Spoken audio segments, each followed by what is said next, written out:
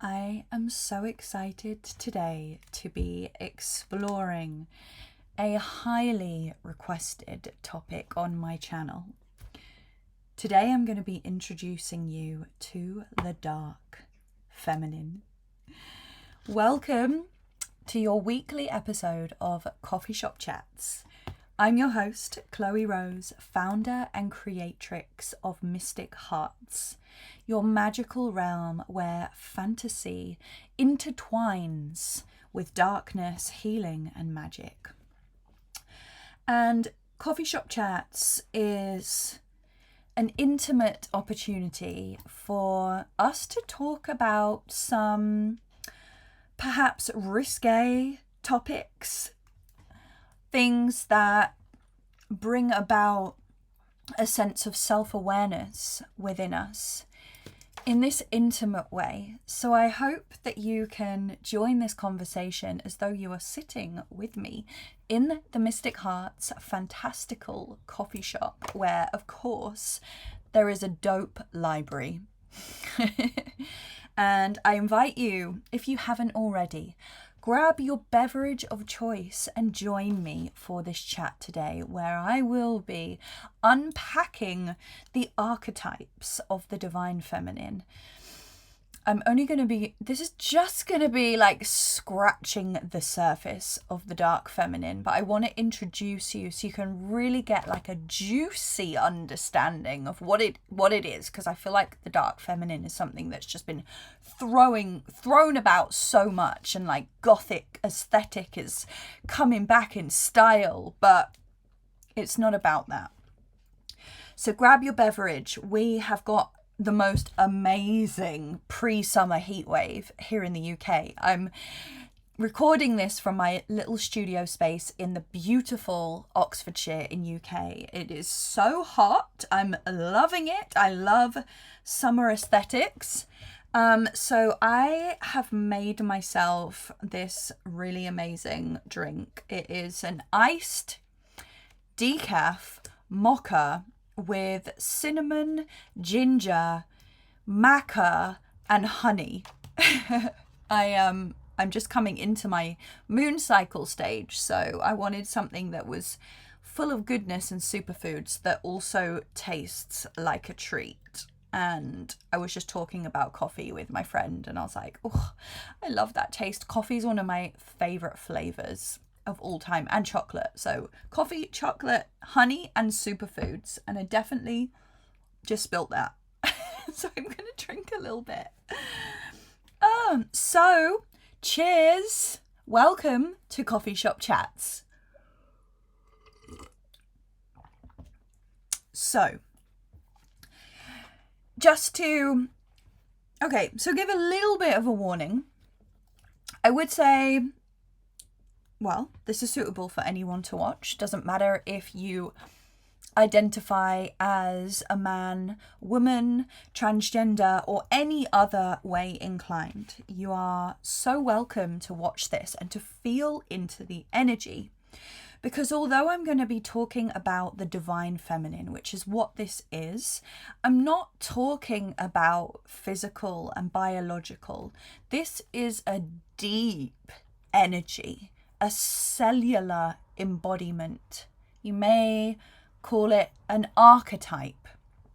For me, it's an energy. It's like this deep voice within the cells, and it is an aspect of our own healing. And at the end of the day, when we say divine feminine, divine masculine, gender is not even a part of that on the grand scale. It's about energy, harmonizing polar opposites of energy and bringing them together to find this beautiful sense of balance and self-mastery within ourselves. So just to tell you that, and that's what I see as the dark feminine. It's an energy.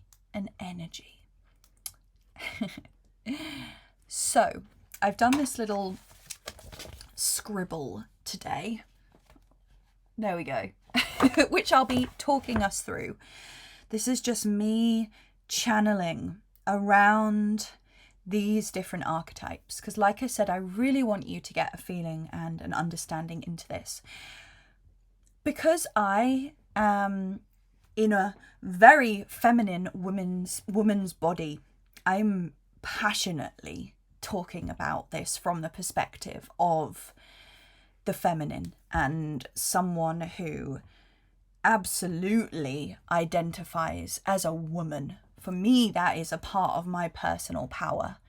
Now, there are divine masculine and wounded masculine archetypes that I'm not going to be talking about today because I feel that this is my superpower.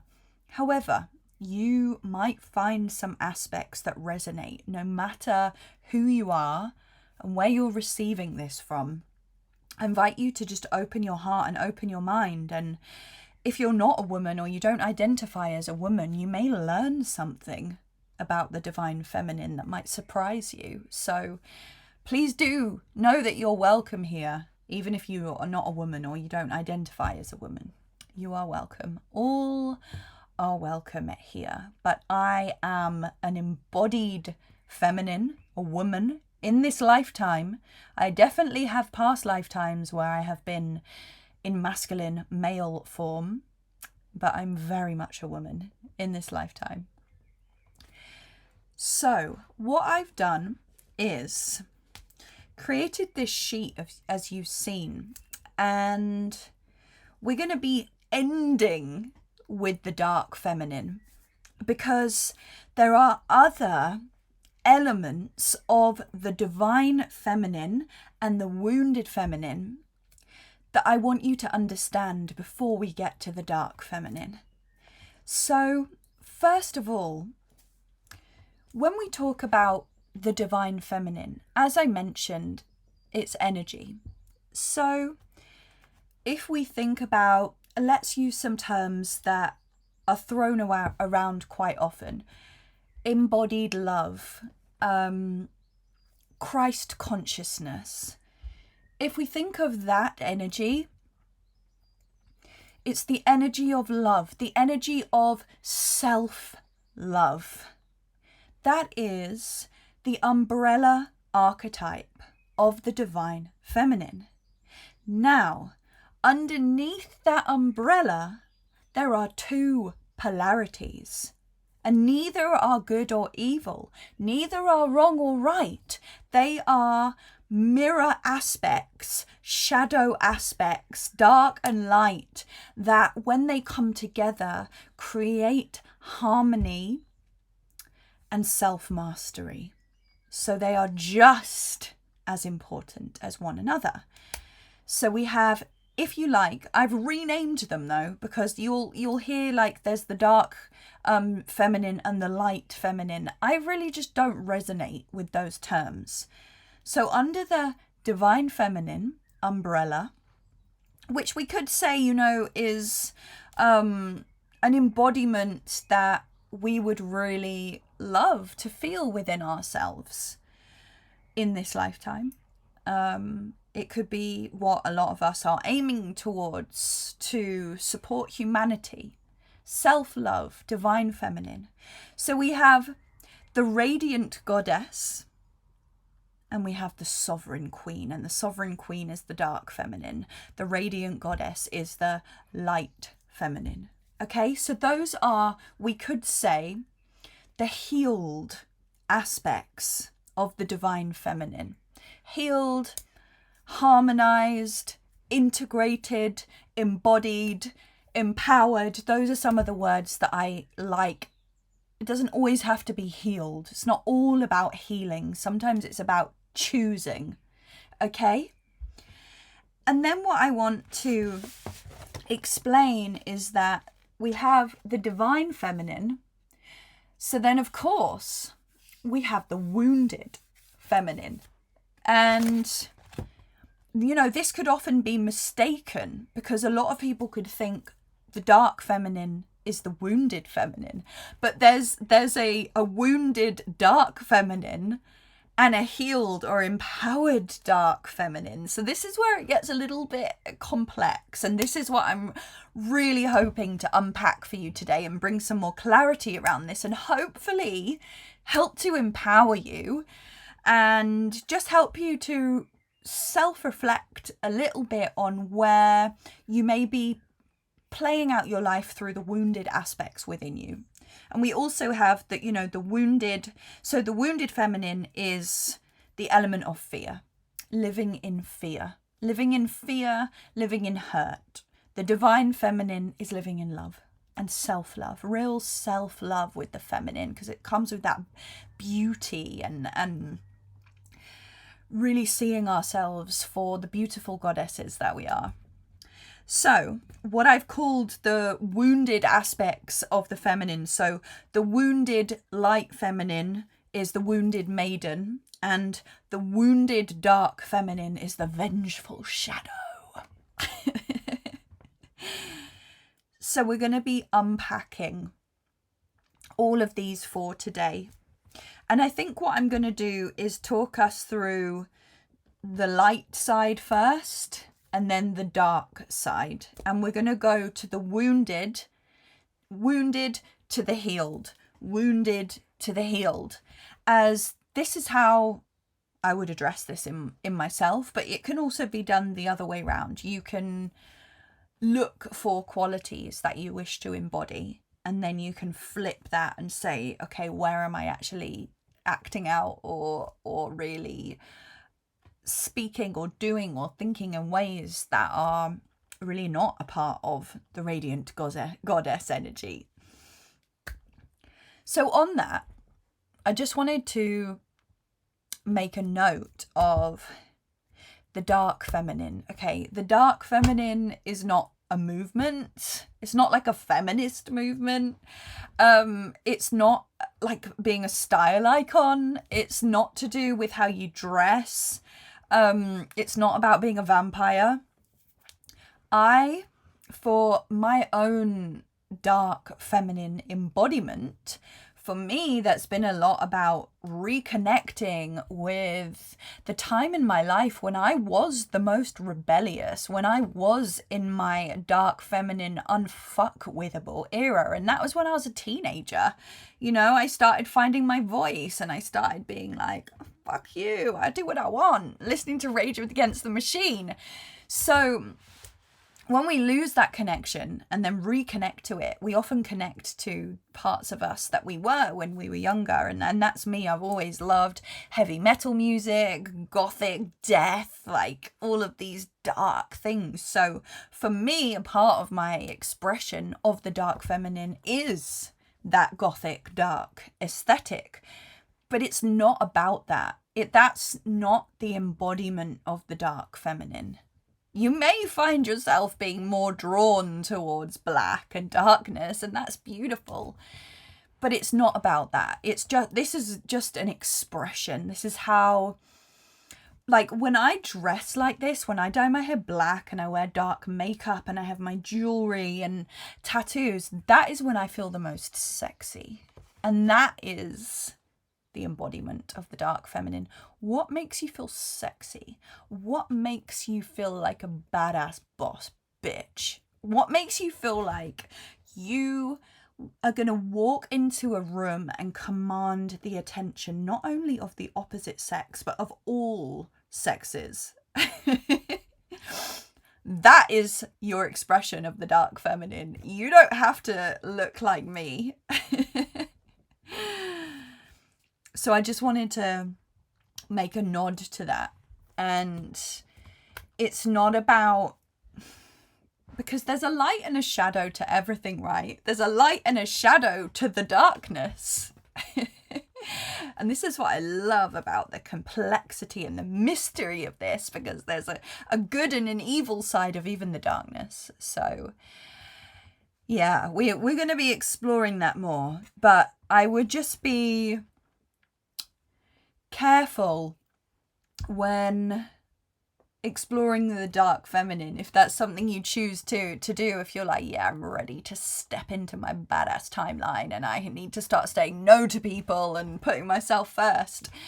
Yeah, just have your discernment for the sources that you are going to seek information about the dark feminine, because we don't want to fall into manipulation and cruelty and unhealthy destruction that can cause harm to other people or extreme harm to ourselves.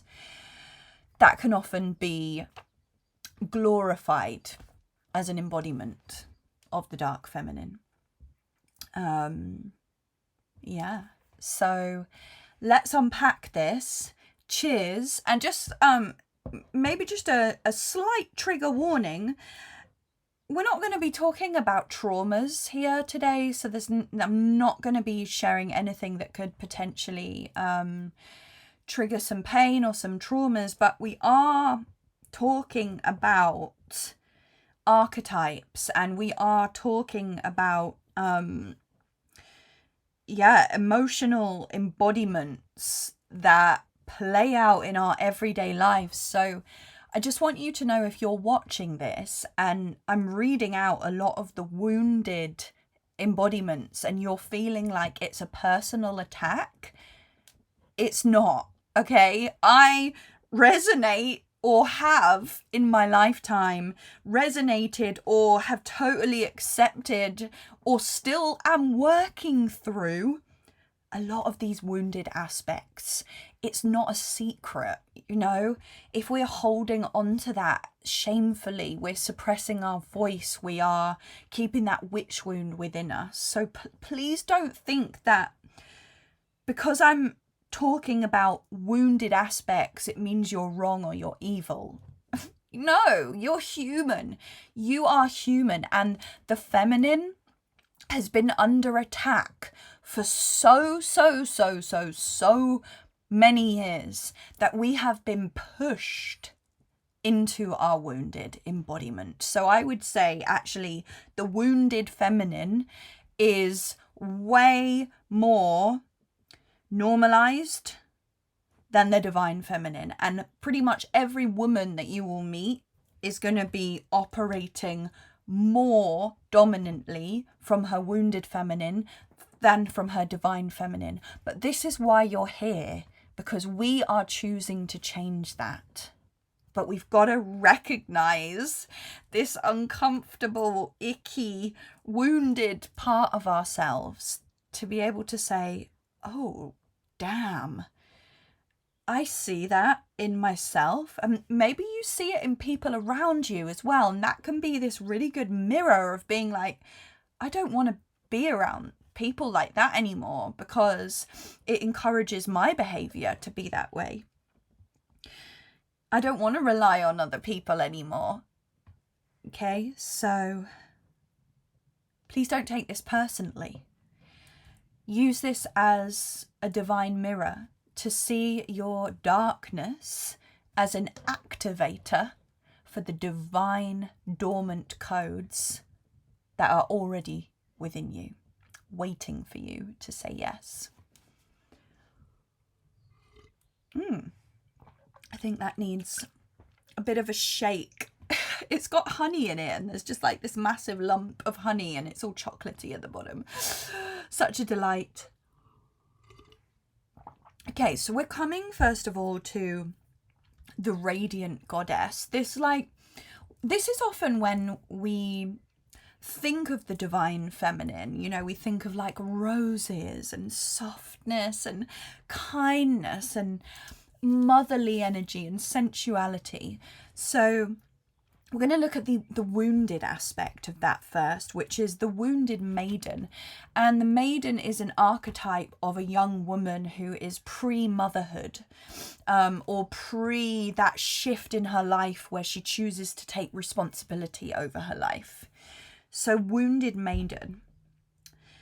Some of the qualities here, and it's so interesting because as I was writing this down, I was like, yeah, there's people in my life, people in, voices that I still have playing out in my head. It's so interesting. You can start seeing these archetypes in the people around you. So, wounded maiden operating from the energy of fear, overgiving. And what I want to also add for overgiving is giving from a place of fear, which means that you are giving with the intention to leave a good impression on people. So that is conditional giving, because you want something in return. You're giving because you want people to like you. And that takes us on to the next one, people pleasing.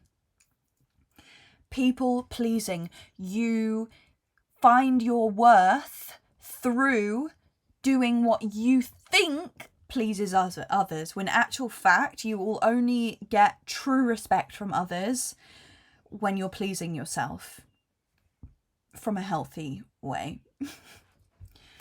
Easily used and manipulated.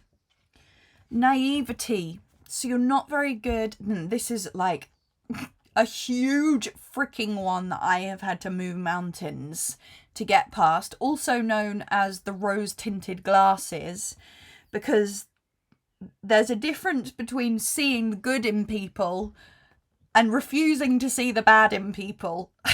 That's the naivety. So easily being fooled, manipulated, or used by people in ways that are not for your highest and best good.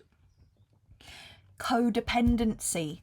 Needing to be attached or attaching your happiness to an external person, source, or being. Lack of boundaries. Again, easily used. Can't say no to people because fear of being hurt, fear of how they'll view you, fear that they'll talk badly about you, fear that you'll lose them. Codependency. Victim or woe is me mentality. The world is against me, so you need to love me and take care of me, rather than saying, I'm going to take care of myself. Avoidant. So really not able to handle conflict or tough situations, just avoidant. A suppressed voice. So not feeling comfortable or not even aware of what it is that you really truly want to say in a situation.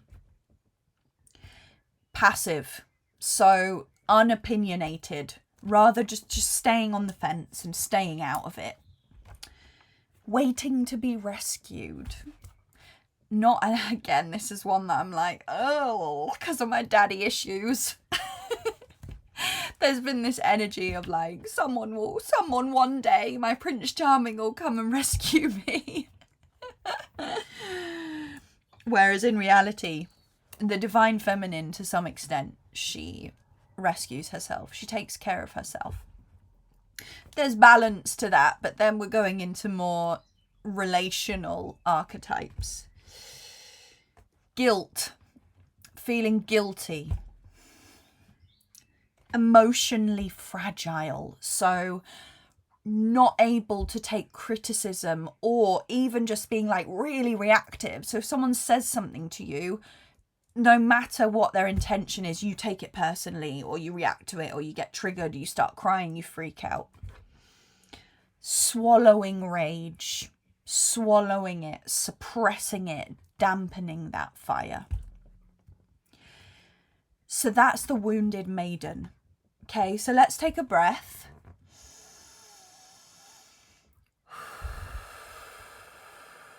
Maybe if you feel called, you can place a hand on your heart. If you're a woman and you have a womb, you can place your hand over your womb if that resonates. And maybe just ask yourself where, if any, where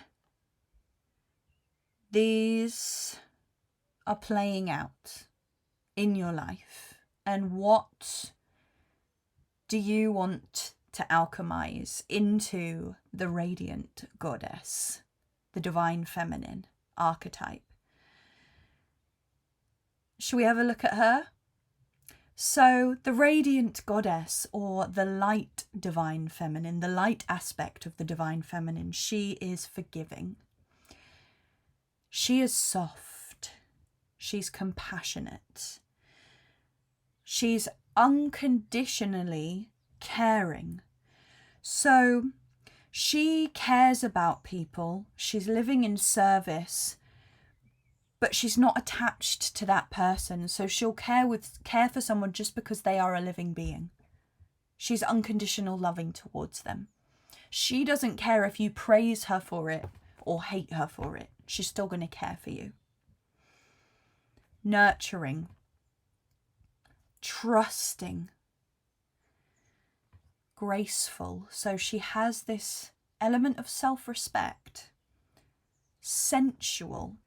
Now, I want to just point out that the dark feminine is often seen as this like sexual, sensual, really like hypersexual archetype. Yes, if that's your vibe, sure. But the divine feminine overall is sensual and sexual. She's touching and soft and intimate. So sex is a huge part. Shakti, it's like this divine, sexual, creative energy of the divine feminine. Sex is what creates life. So it's a huge part of the divine feminine. It's not just the dark. The divine feminine is totally embodied in her sensuality and her sexuality, darkness and light. Beauty. And when I say beauty, I don't mean you're fitting into the accepted societal standard aesthetic of beauty. It means that you love yourself and you love your body and you look in the mirror and you're like, hey, beautiful. And it's like taking that care of yourself, like putting a hair mask in, or really taking the time with your skincare routine, really worshipping your beauty, worshipping your body, what it is that you eat and you consume, feeding your beauty. Sweetness is that beautiful, like juicy strawberry sweetness that's just oozing from you. Acceptance. Supportive. She's supportive and understanding. Loving. Open. So she's not blunt with how she speaks, but she's open and she's honest. She's not hiding anything. Wonder and awe. That beautiful childlike joy and love. So it is that Christ consciousness or higher heart aspect of where the heart is elevated. I also think of like the radiant goddess as like a fairy queen, just a little bit airy fairy in her rose garden, and just everything is beautiful. Playful. She's an empath. She's connected to other people's emotions. And social harmony. I hope that you can really feel the energetic resonance and the difference between the wounded and the radiant. And why I tell you the difference is what I like to share, or how I like to teach, is that for whatever we find in ourselves that we want to transform or we want to let go of, so perhaps that's codependency or feeling guilty or emotionally fragile, when we find that, the antidote is in the radiant or the healed version. So it's in the dual opposite side of that, because there's a duality of everything, and there's no such thing as, in this sense, right or wrong, good, bad, evil, dark, light. It's just, let's just see as flipping something upside down, because everything is a choice. We can totally choose to stay a victim, codependent, waiting to be rescued all our life. That's a choice. It doesn't mean it's good or bad. It's a choice. It's a choice.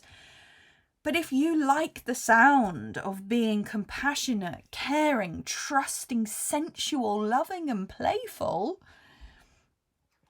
that's also a choice. Every action, every thought, everything that we do in our life, it is a choice. And the more consciously we choose to change our choices, the more power that we have over our lives, the more sovereignty we have over our own choices and our embodiment. Let's take some breaths. And a sip. Why not? Yum. This is another uncaffeinated coffee shop chats. I feel like I really don't need it today. I just need that sweetness and that beauty. Oh.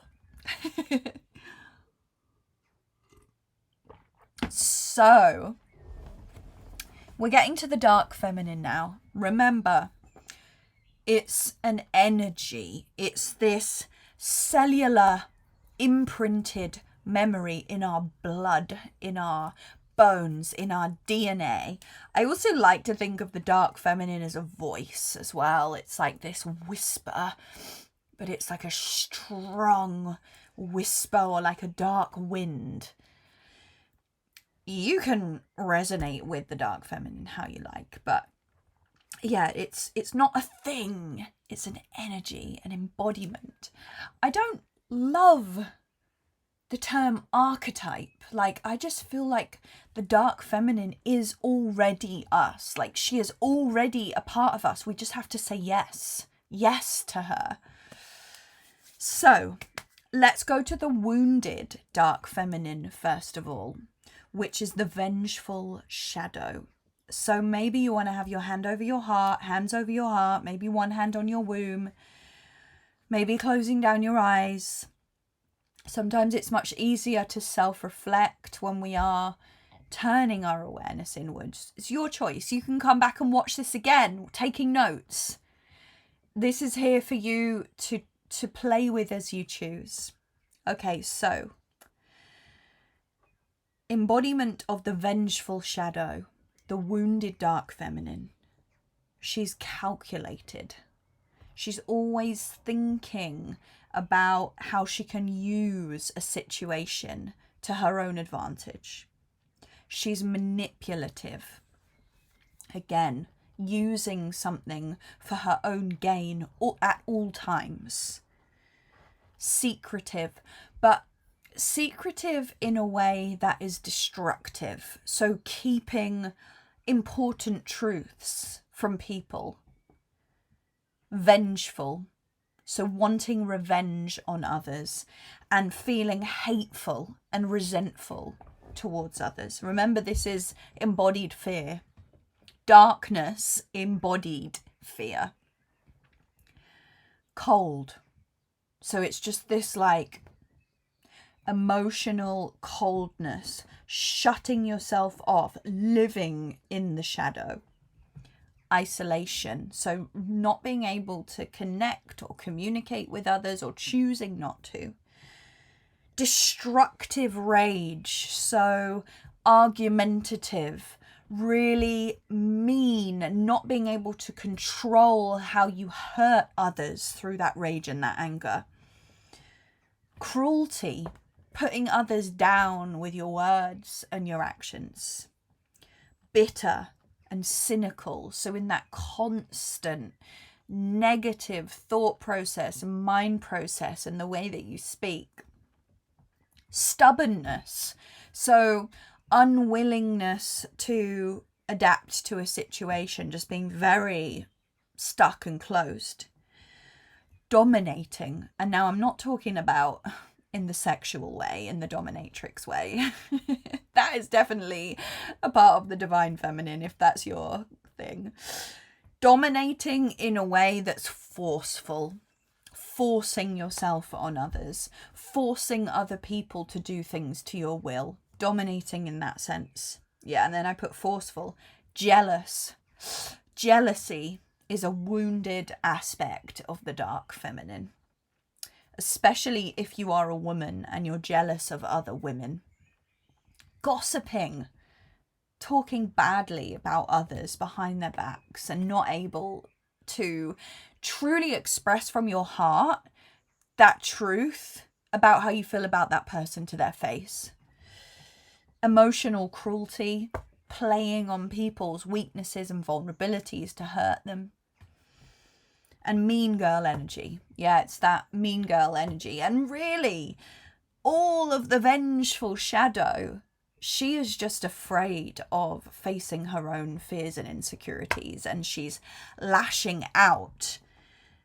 Whereas the wounded maiden is, rather than lashing out, she's avoiding and sort of just hiding in other people to avoid.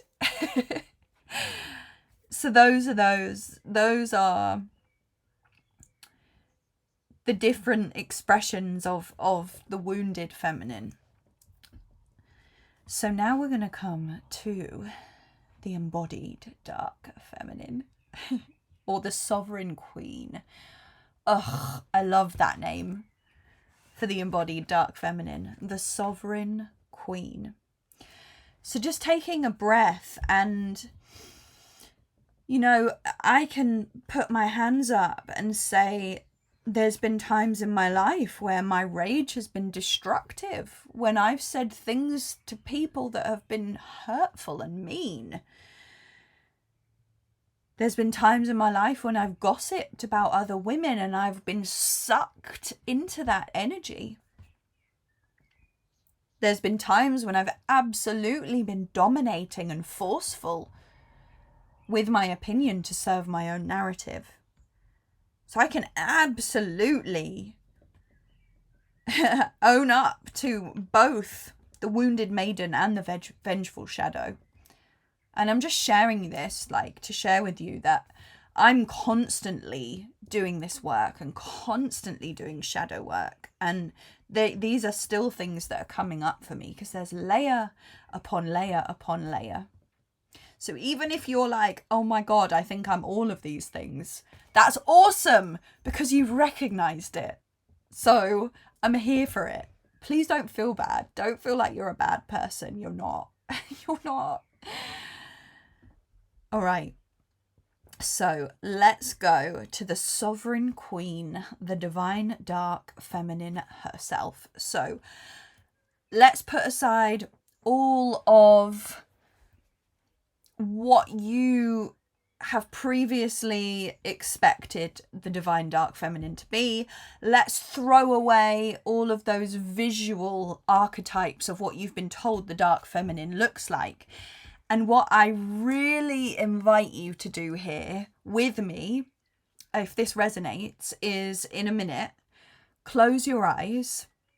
And you can sit in any way for this one, like whatever makes you feel dark and divine. You can hug yourself, or again, hand on heart, hand on wound. Maybe you want to stand up, to stand in your power. But I invite you, Queen, to close your eyes. And as I speak these embodied aspects of the sovereign queen, of the dark divine feminine, I want you to visualize how this embodied version of you looks. How does she want to express herself through you? Because expression is a part of it. And, you know, I'm a very creative, expressive person. So for me, the way that I dress and the way that I externally express myself supports my internal embodiment. Remember what I said in the beginning, like for me, getting dressed up and putting on makeup and my gothic jewelry and dyeing my hair black makes me feel sexy. It makes me feel empowered. It makes me feel like a badass. So it helps me to hold that energy and embody that energy. So I invite you to let this version of you present herself to you. Like, how does she want to be expressed through you? And it could be not through how you dress. It could be through poetry or how you speak. anything. I don't want to influence this for you, your own divine dark feminine expression. So I just invite you, and again, you can come back and do this in the replay if you don't want to do it now, first time. But yeah, I really encourage you to do it, like listening to the words. And I'm going to ask the presence of Lilith, who I just really connect and work with Lilith a lot, for her energy to support me in channeling Sovereign Queen, Divine Dark Goddess codes through when I say these words, so that you can, if you choose to, open up to receive the activation of that energy.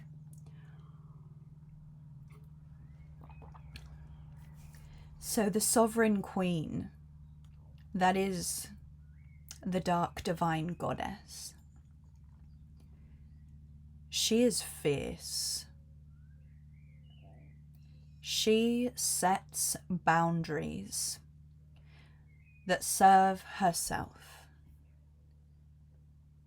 She is fearless, and she moves through her life with courage. She has raw power. She's connected to her magic and her feminine essence. Her rage fuels her passion, and she is so passionate. She is unfuckwithable. There is nothing you can say or do to her that is going to break her down, because her standards are so high that she is not even going to allow someone into her personal space that does not meet those standard requirements for friendship, for romance, for business collaborations. She says no. She knows when to say no, and she's not afraid to say no. She is strong, and she honors and values her strength, and she respects herself. She is seductive. She has a magnetic presence that goes so far beyond words. She's mysterious. She doesn't share everything about herself. She knows what to keep to herself and what is safe to share. She is the embodiment of truth. She is a boss bitch. She is badass. She is the one in charge of her own life. She is sovereign. She makes her own rules. She has a high, exceptional level of self-worth. No one else tells her her value.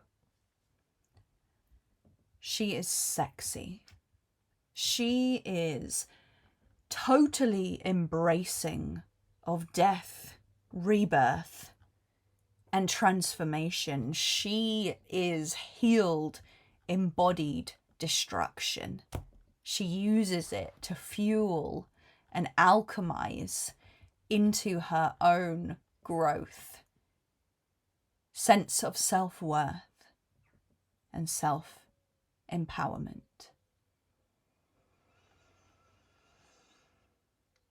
So just breathing in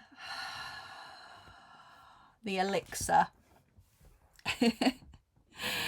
of the Sovereign Queen, of your inner Sovereign Queen, of your inner dark divine feminine. How does it feel? Perhaps very triggering and very far away from you right now. And that's great to recognize that. Maybe it's a fuck yeah. How does she want to be expressed through you?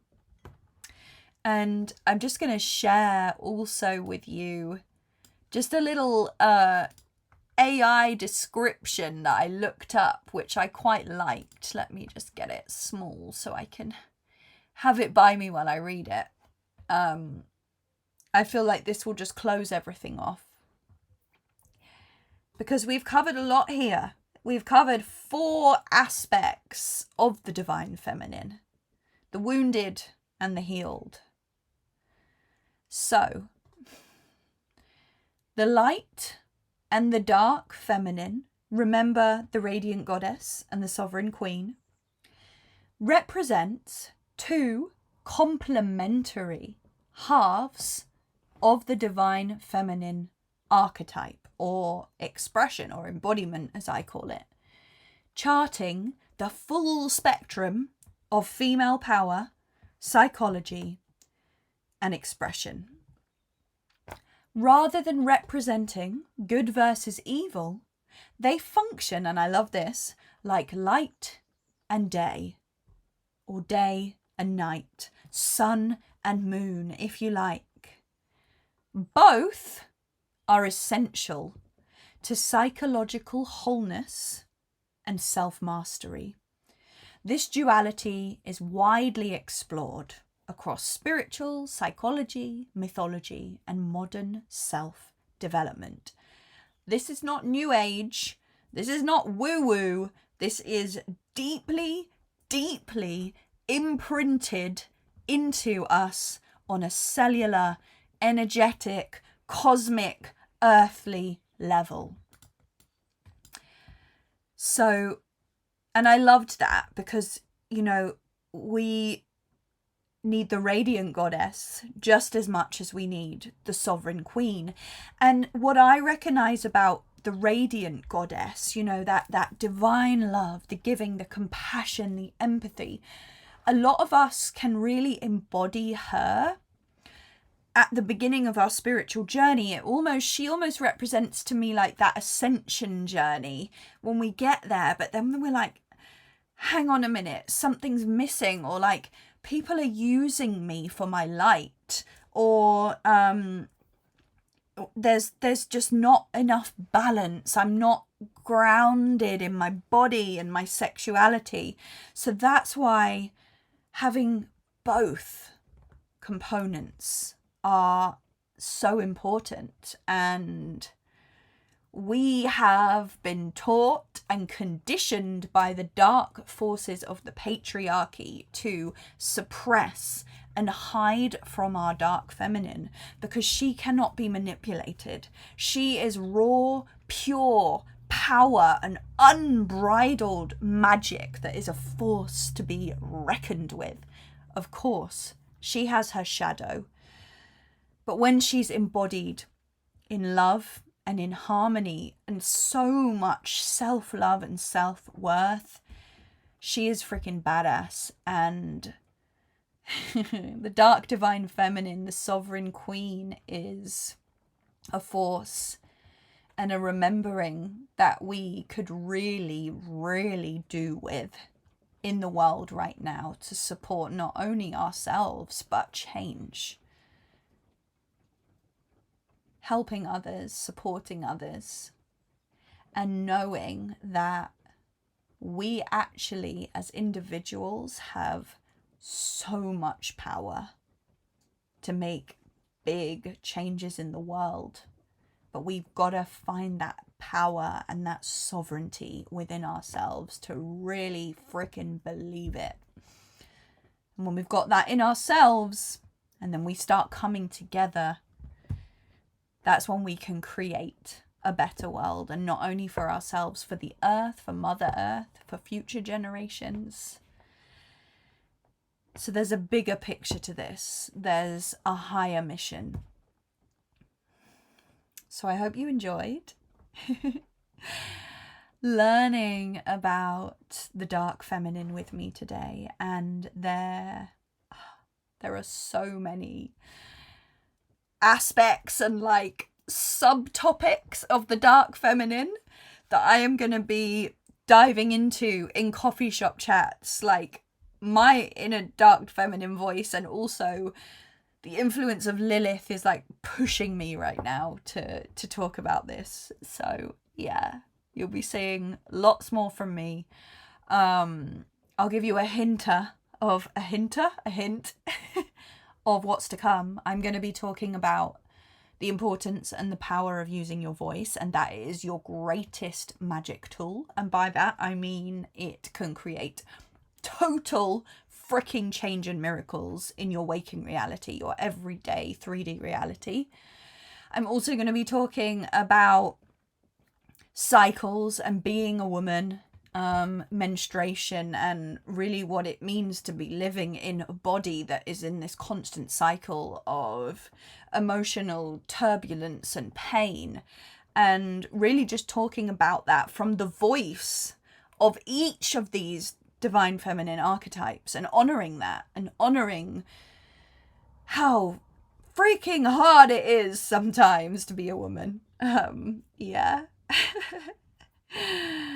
And there'll be some other things too that I will be brewing up in my cauldron for you. So as always, sending you so much love. I can't believe that I have been ranting about the dark feminine for almost an hour. I absolutely love that for me, but I love it even more for you, whoever's made it this far with me. Please do like, subscribe, comment. I love reading your comments. Like, I love your reflections. I love your little shares. When things resonate, when they don't resonate, when you have questions, please. I'm a teacher by trade, so I love it when you share questions with me. And if you have watched this and you are like, damn, like I really feel the dark feminine is calling to me, or this dark energy is really, really wanting to be activated within me right now, please do check out my one-to-one offering called One-to-One Witch Activation, because it's very, very much in line with this energy that I'm talking about today, and we can do it around activating the dark energy within you if that is what you're really called to. And you can find that at mystichearts.org/witch. And apart from that, I love you. Just the fact that you're here with me makes me so happy. I'm going to go and have a very cold shower now. So much love from my heart to yours. I will see you very, very soon.